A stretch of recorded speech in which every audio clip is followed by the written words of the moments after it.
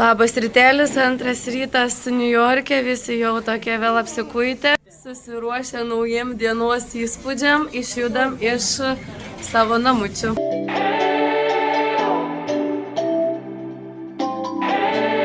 Šiandien mūsų rytas prasideda nuo metro, važiuojam į pagrindinį, netgi viso pasaulio muziejų Niujorke ir pamatysim didžiausią išlikusį dinozaurą. Išeinam iš metro, štai tiek daug mokyklinių autobusiukų yra atvažiavę į pagrindinį nacionalinį Niujorko muziejų ir mes ten pateinam. Tokio dinozauro griaučiai, kad net netelpa visas dinozauras į kamerą. Ir čia vat filmuotas naktis muziejuje prie šitų visų dinozauriukų, kurie vaikščiojo po šitą muziejų. Su mamulė jau transportą išsirinkom, važiuosim po visą centrinį parką, pasigrožėsim, pasimėgausim gamtą ir lankytinom vietą. Mums papasakos dar viską. Mes su mamulė riedam ir taupom kojytės ir grožimės ir fainą experience apturėsim. Sustos lankytinose vietose. Mes dar ir visą ekskursiją gaunam, mums papasakoja apie kiekvieną objektą. Tai čia du viename. Aišku, ten mums papasakoja kosminės kainas. Mes tada pasakėm, kad mums nedomin ir nusiterėjom. Iš 240 gausim už $80. Ir ką dar noriu pridurti, kad trumpesnį turą tik tai gausim, ilgai nestovėsim tose lankytinose vietose, fotkę ir viso gero. Iš 1,5 valandos 40 minučių, bet mums pats tas pasimėgauti ir po to dar pasifotografuosim pačios, kur norės. Čia populiariausia turistinė vieta. In a minute you will see a beautiful fountain from TV show Sex and the City, movie John Wick, Avengers. Jo, čia daug filmų ką tik pravardino, kas buvo filmuojami būtent šitoj vietoj. Čia galima pasijusti tarsi filme ir netgi ne vienam. Turbūt atpažįstat tą populiarųjį fontaną, prie kurio begalė filmų yra iš tikrųjų filmuota. Populiariausia čia vieta yra centriniam parke. Tas ruduo, tie auksiniai lapai šviečia. Aš tiesiog mėgaujuosi iš tikrųjų. Labai džiaugiuosi šito laiku.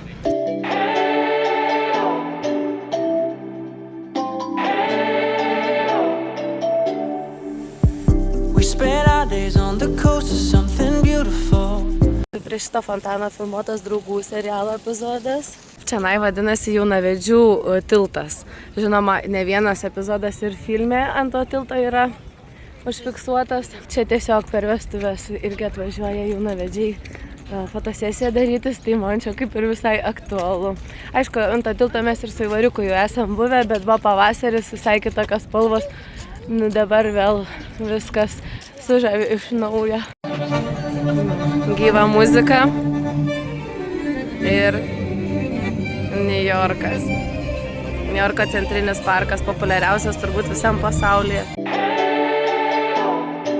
Jeigu galėčiau, aš čia kiekvieną dieną sėdėčiau, grožėčiau rudenėjančią gamtą. Aš kiekvieną kartą darydama video galėčiau sakyti kažkas nerealaus. Vieni jaunavedžiai einant tilto fotosesijai, aš nuo vestuvių niekaip toli nepabėgsiu. Čia Džono Lenono prisiminimui yra toks kaip memorialas padarytas. Ir žinoma, dangoraižių panoramoje. Kadangi savaitgalį vyko maratonas ir čia buvo labai daug gatvių uždaryta, buvo čia 10 000 žmonių, dėl to dabar dalis parko yra uždaryta, ten renka šiukšlės, tvarko viską, tai mumis veža per centrinę gatvę.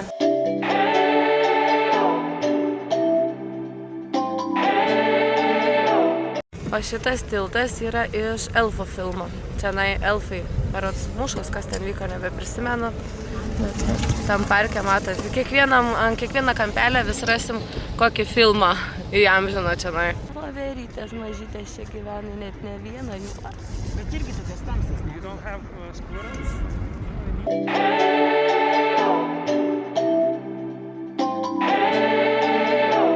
Iš Smurfų namukas yra, iš filmų Smurfai.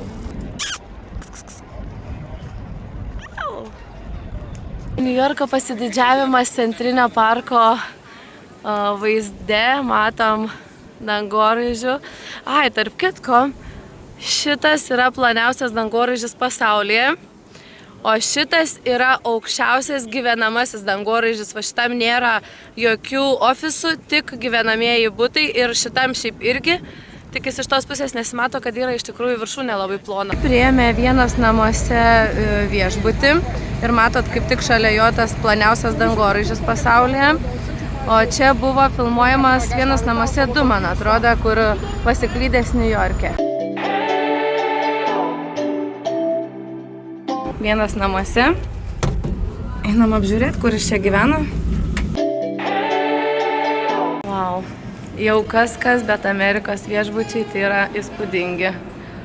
Kiek buvom Las Vegase, kiek čia. Įspūdingai. Realiai galima į čia naisvat ir vaikščiot po koridorius, niekam čia neįdomu, man pasirodykim kokios marmuzėlės į Vienos namuose atvyko. Taip, va, čia tokie vestibiuliai. Home Alone parduotuvė, galima visą aprangą susiderinti, pirštinaitės, ką tik norit. Mane domina tie geltoni akinukai. Jeigu eitumėm Vienos namuose keliu, tai jis pasuko į šitą pusę. Pagaliau daėjom iki 5 Avenue.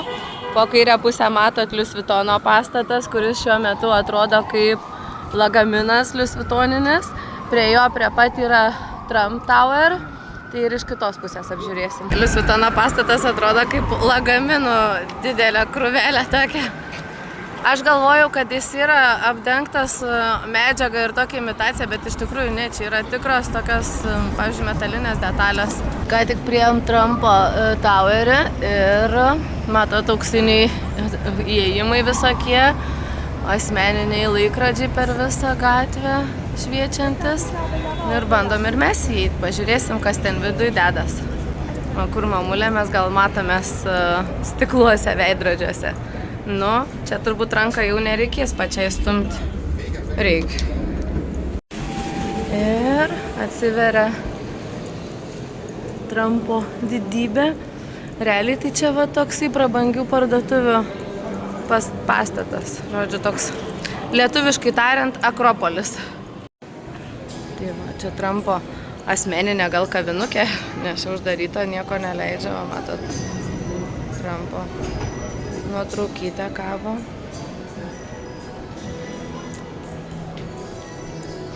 Visur Amerika, Amerika, Amerika. Atsispyrėm su mamyte Trumpo saldėsių paragauti, tai mes renkamės ledus. Bandysim šitą jūros druskos karamelės, čia, man atrodo, taip verčias. Ponė jau laukia, da kavytę susiorganizuosim. Trump Towerį. Paragaujam tų Trumpo ledų.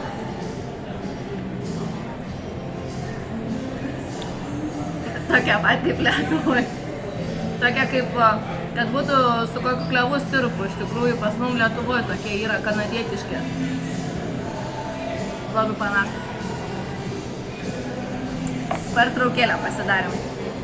5 Avenue yra ypatinga tuo, kad yra labai žinomos visos parduotuvės, žinomiausi vardai. Mes, aišku, praėjom prie Dior, Louis Vuitton, Gucci, Prada.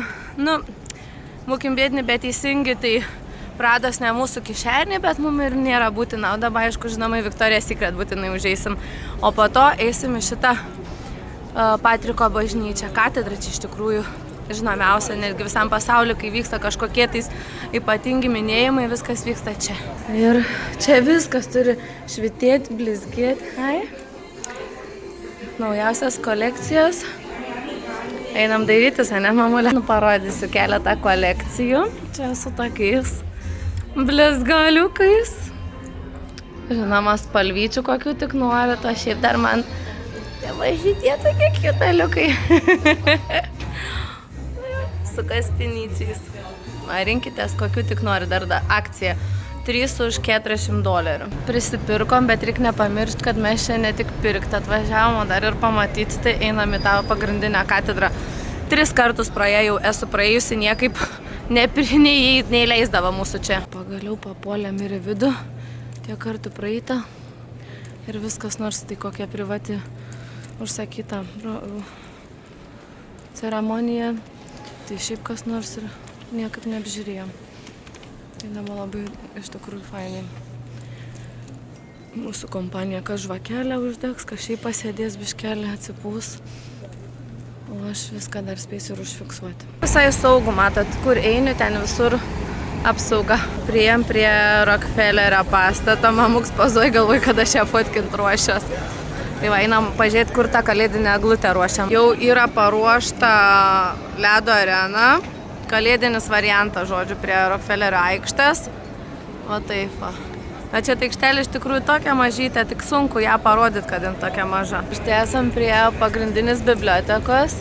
Matom, liūtas laukia mūsų. Apsauga nieko nepraleidžia. Mes jam ir praėjom. Kaip gražiai visur. Prie bibliotekos yra dabar jau toksai kalėdinis miestelis padarytas. Galima visko įsigyti. Nuo suvenyrų iki maisto, nuo rūbų iki dekoracijų, žodžiu, va toj kalėdinės vitrinas parodysiu. O, žiūrėkit, mūsiška, ne, pažįstama. Va, tokie vat papuošimai kalėdiniai. Tiesiog pamačiau kalėdas ir priėjau. Ir tuo pačiu jau yra paruošta ledo arena, kur atsinešus savo pačiūžas galit čiūžyti nemokamai. O jeigu savo pačiūžų neturit, norit išsinuomoti, žinoma, irgi galima, bet reikia ir eiliai laukti. Tai viskas čia jau maks kalėdas. Grįžinėjom vėl jau iki namų, jau dar tik vidurdienis, kompanija ten Galiorka gale krizen, mes su Mamuku prieki. Ir dabar važiuojam pavalgyti, pailsėti ir po to vakarinę programą. Kadangi mes dabar į MBI varžybas važiuojam su metro, tai ką tik pastebėjom, kad praktiškai visi telefonuose.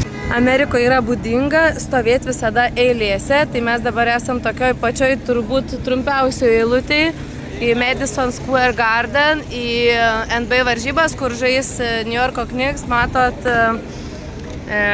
kaip žmonės yra pasiruošę, pasipuošę tam, ne šiaip čionais.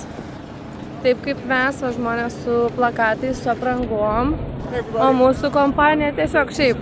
Ką tik gavom patikslinimą, kad pro šitą įėjimą bus trumpesnės eilės, nesvarbu koks bilietas, kaip ką, bet čia galim įeiti greičiau. Papuolėm jau į Madison Square ir čia dabar yra jau ant sienų visi jų herojai turbūt įvairių sporto šakų. Ir dabar tokiais laiptais. Nežinom patys, kiek čia lipsim, ką čia darysim, jau čia kažkokį matom įėjimą. Viskas. Pasiekėm savo eilę. O, vėl visiems maikės su New Yorku. Ieškom savo vietelės. Vyrai jau excited, čia filminas. Negali patikėti, kur papuolė. O mes su Džiugute didžiausias esam Kniksų gerbėjas, ane? Įsivaizduokit, mes čia prie vietos esam. Kaip arti viskas, aš negaliu patikėti, turim privilegiją truputį iš arčiau prieiti. Matot, tada. Wow. Čia kažkas nerealus, kad taip arti aš galiu ateiti. Tai visi žaidėjai, galim iš arti pamatyti, kiek čia yra kamerų, koks čia veiksmas vyksta. Visi treneriai, ruošiama aikštė. Nu, yra amazing.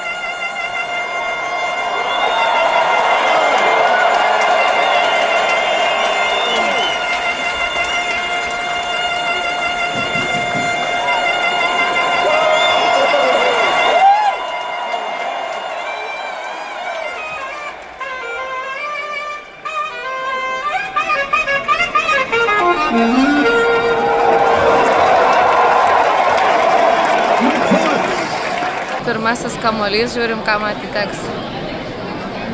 New Yorkas prieš Minnesotą. O.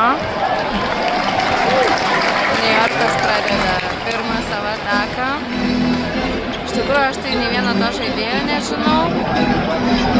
Bet šiaip galim girdėti, kad salė tyli. Jokia didelė nėra užsivedimo. O. Džiaugias, kad prasibaudavo nuo pirmo metimo.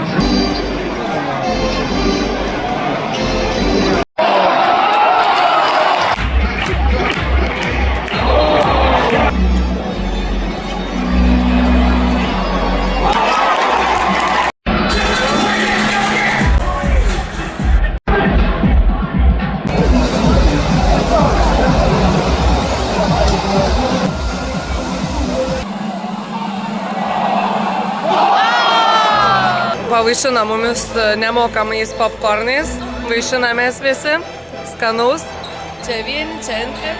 Jeigu atvirai, tai žinokit, tokie šiek tiek pavargę, gal net panobodžiavę. Važiuojam jau namo, varžybos baigęs rezultatų. Žinoma, New York Knicks laimėjo. Ir buvo 137 prieš 113, nu plius minus kažkaip. Laukiam savo metro ir štai taip atrodo nemiegantis New Yorkas 11 val. Vakaro. Toks veiksmas čia vyksta. Viskas, baigęs mūsų dienelė, visiems komelė, tikiuosi neužmigsim čia bevažiuodami su metro. Žodžiu, labanaktis iki rytojus.